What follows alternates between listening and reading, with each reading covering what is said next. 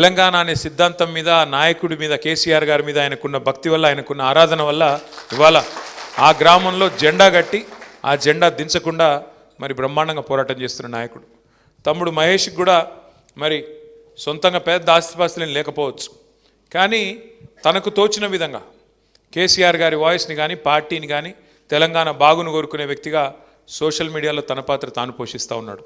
ఇట్లా ఒక్కొక్కరుగా లెక్క పెట్టుకుంటూ పోతే కొన్ని లక్షల మంది గుండెలు, ఆర్ఎస్పీ గారు చెప్పినట్టు కొన్ని లక్షల గుండెలు ఇవాళ కొట్టుకుంటూ ఉన్నాయి.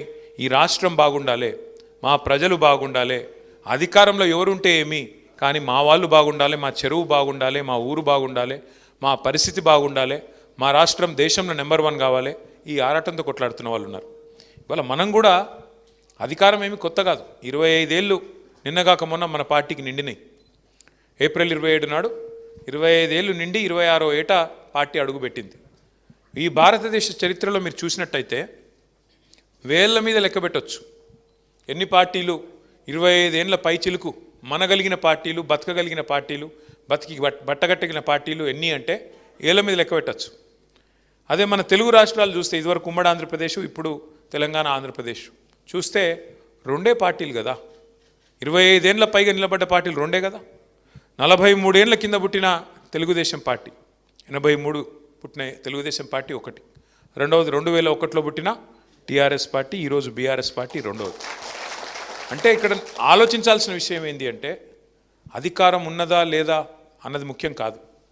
ప్రజల తరపున వాయిస్ వినిపించే శక్తి ఉందా లేదా, ప్రజల తరపున పోరాడే శక్తి ఉందా లేదా, ప్రజల తరపున పోరాడే నాయకత్వ పటిమ ఉందా లేదా, అది ముఖ్యం. సరే, అధికారం ఆ ప్రాసెస్లో అప్పుడప్పుడు వస్తుంది, రాకపోతే రాదు. దాని గురించి ఏదో ఫికర్ అయిపోయి రేపు ఏమైపోతుందో, మనం అధికారంలో రాకపోతే కొంపలు అంటుకుపోతాయేమో, ఏమి కాదు.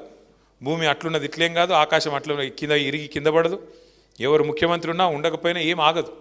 కానీ ప్రజలు ఆలోచించుకోవాలి, ఎన్నికలు రాగానే కన్ఫ్యూజ్ కావద్దు. కేసీఆర్ గారు చిల్కకు చెప్పినాడు ప్రతి సభలో.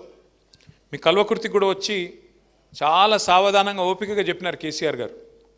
అమ్మ, తొందరపడకండి, గందరగోళ పడకండి, ఆగం కాకండి. అదంటారు చూడండి, ఈయనగాచి నక్కల పాలు చేసినట్టు చేయకండి. తొందరపడి గందరగోళంలో ఓటేస్తే, తప్పుడు పార్టీని తప్పుడు వ్యక్తులను ఎంచుకుంటే ఆగమైపోతుంది అని చెప్పిండు. కానీ మీరు కల్వకుర్తిలో వినలేదు.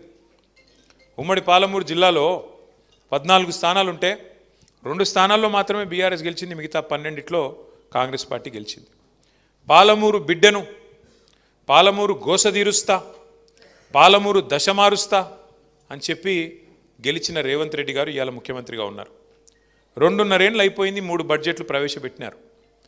ఒక్కసారి దయచేసి గుండె మీద చేసుకొని పాలమూరు బిడ్డలు ఆలోచించాలని నేను విజ్ఞప్తి చేస్తా ఉన్నాను. ఇది మా అధికారం కోసమో మా కోటేయమని చెప్పట్లేదు, నేను మాకేదో కావాలని చెప్పట్లేదు. అధికారం ఏమీ కొత్త కాదు. 14 ఏళ్ళు ఉద్యమంలో ఉన్నాం, 10 ఏళ్ళు అధికారంలో ఉన్నాం, గత 2.5 ఏళ్ళు ప్రతిపక్షంలో ఉన్నాం.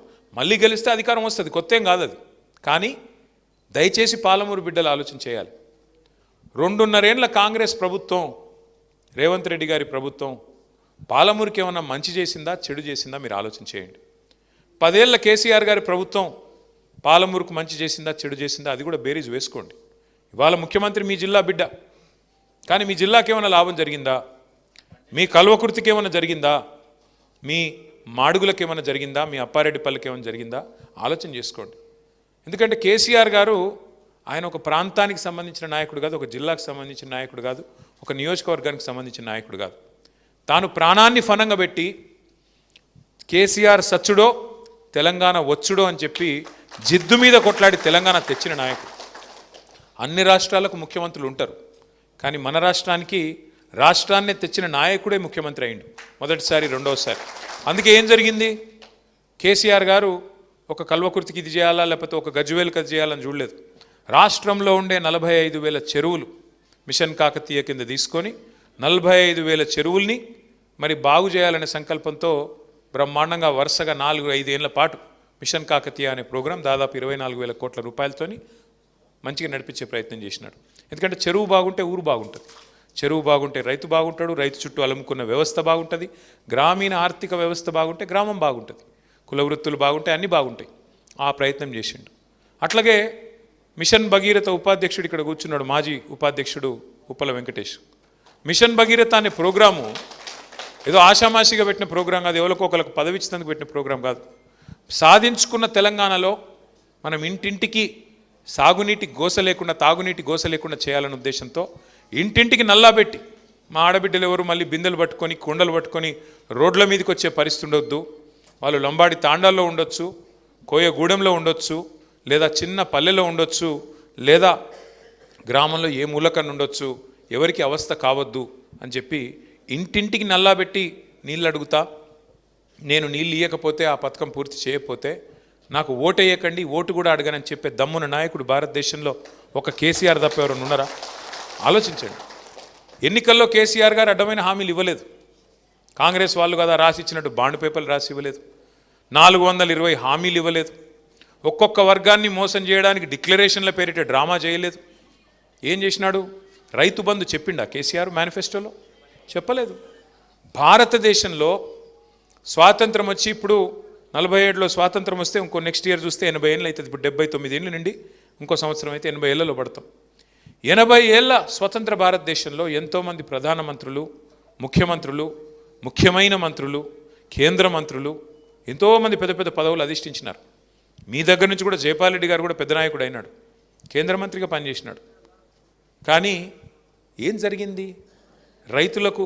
రైతుల గురించి స్పీచ్లు, రైతుల గురించి డైలాగులు, నోట్లోంచి ప్రేమలు కారిపోయినాయి తప్ప ఎన్నడన్నా కేసీఆర్ గారు చేసినట్టు నీకు ఎన్ని ఎకరాలు ఉన్నాయన్న దాంతో నిమిత్తం లేకుండా, నీకు 2 ఎకరాలు ఉంటే 2టికి, 10 ఎకరాలు ఉంటే 10టికి, ఎంత ఉంటే గంతకు రైతు బంధు అనే ప్రోగ్రాం పెట్టి 70 లక్షల మంది రైతుల ఖాతాల్లో 11 విడతలుగా 73,000 కోట్లు వేసిన నాయకుడు ఒక్కడన్నా ఉన్నాడా భారతదేశంలో? విచిత్రం ఏంటంటే మన వాళ్ళు కూడా ఆ రోజు మీరు దండం పెట్టే అవసరం లేకుండా, దరఖాస్తు పెట్టే అవసరం లేకుండా, మేనిఫెస్టోలో హామీ ఇవ్వకుండా, డిక్లరేషన్లను మోసం చేయకుండా, ఏ రకమైన వ్యవహారం చేయకుండా, మీకు కడుపులో చల్లగదలకుండా మరి 11 సార్లు రైతు బంద్ వేస్తే అది అర్థం కాలేదు దాని విలువ మనకి. ఎందుకంటే అందుకే పెద్దలు చెప్తారు, అడగందే అమ్మాయినా పెట్టదు అని. కేసీఆర్ గారు అడగకుండానే పెట్టిండు. పెడితే దాని విలువ అర్థం కాలే. ఏమనుకున్నారు? ఎవడుంటే ఏంలే, రైతు బంధు అవుతుందా? కేసీఆర్ ఏమన్నా ఇంట్లోకి వెళ్ళి ఇస్తున్నాడా? ఇట్లా మాటలు చాలామంది పుల్ల విరుపు మాటలు మాట్లాడిన ఊళ్ళల్లో. మరి ఇదివరకు ఉన్నోడు ఎవడన్నా ఇంట్లోకి వెళ్ళి ఇచ్చిండా? ఇంటెనక పొలం అమ్మి ఇచ్చిండా? లేదుగా. కానీ కేసీఆర్ ఇచ్చిన దాన్ని కూడా అపహాస్యం చేస్తూ ఇక అలా మళ్ళీ కోడిగుడ్డు మీద ఈకలు వీకుడు. అగో ఇంకా జైపాల్ యాదవ్కి ఎంత తక్కువైంది, ఆయనకి 60 ఎకరాలు ఉంది, గాయనకి ఎందుకు ఇస్తున్నావు రైతు బంధు? అరే నీది నీకు వస్తుంది కదా అన్న అంటే లే గాయనకి ఎందుకు ఇస్తున్నావు, పెద్ద ఆయనకి ఎందుకు ఇస్తున్నావు అని అట్లా కొండిపెట్టుడు ఇవన్నీ జరిగినాయి. మొత్తానికి కల్వకుర్తిలా కాంగ్రెస్ ఆయనని గెలిపించిండ్రు, మన వాళ్ళని ఒడగొట్టిర్రు. మరి ఇవాళ ఏమైంది? రైతు బంధు పడుతుందా? 2 సార్లు ఎగ్గొట్టిండా లేదా? మరి ఎవరున్నా నడుస్తుంది ఏమి కాదనుకుంటే ఆఖరికి యూరియా బస్తాలు దొరుకుతున్నాయా? మక్కలు కొంటుండా, శనగలు కొంటుండా, వరి కొంటుండా, బోనస్ అన్నాడు బోనస్ పడుతుందా? ఏం జరుగుతుంది? మరి యూరియా దొరకదు, కరెంటు రాదు, రైతు బంధు పడదు, కొనుగోలు కేంద్రాలు తెరవరు, తెరిస్తే మళ్ళీ అందులో రైస్ మిల్లులు అలాట్మెంట్ చేయరు, ధాన్యం జోకరు, కొనుగోలు చేయరు, కొనుగోలు చేస్తే బోనస్ ఇవ్వాలి కాబట్టి ఆ పని చేయరు. అందుకే ఓటేసేటప్పుడు ఆగమైతే, ఓటేసేటప్పుడు అయ్యో ఎవడైతే ఏమిలే, జైపాల్ యాదవ్ మంచోడు కాదు, ఈయన మంచోడు కాదు, గాయన మంచోడు కాదు అని రాగాలు తీసి చాలామంది ఏమనుకున్నారు తెలుసా? కల్వకుర్తి తాలూకాలో పోతే జైపాల్ యాదవ్ పోతాడు కానీ కేసీఆర్ ఉంటాడు కదా అనుకున్నారు. అంతేనా? అనుకుర్రా? ఎట్లా ఉంటాడా నాకు అర్థం కాదు. జైపాల్ యాదవ్ పోతే ఆయన ఎట్లుంటాడు? మరి ఒక్కొక్కరు అట్లే అనుకుంటే, అటు కల్వకుర్తిలో అట్లే అనుకుర్రు, పక్కన నాగర్ కర్నూలులో అట్లే అనుకుర్రు, అవతల అచ్చంపేటోడు అట్లే అనుకున్నాడు, ఇవతల జడ్చర్లోడు అట్లే అనుకున్నాడు. ఏమైంది దాంతోనా? ఎవరిదొకరు మాట్లాడుకోకుండా మీరు ఆయనతో గుద్దేసినారు, చూస్తే కేసీఆర్ గారే పోయినారు. కాబట్టి ఒక్కసారి ఓటేసేటప్పుడు మనం గుర్తుపెట్టుకోవాల్సిన లాజిక్ ఏమంటే, అక్కడ ఎమ్మెల్యేలు గెలవకపోతే కేసీఆర్ గారు సీఎం ఎట్లయితారు? కారు కదా. అందుకే కేసీఆర్ గారు ఏదైనా నిర్ణయం తీసుకున్నాడు అంటే మన గురించి ఆలోచించే తీసుకుని ఉంటాడు.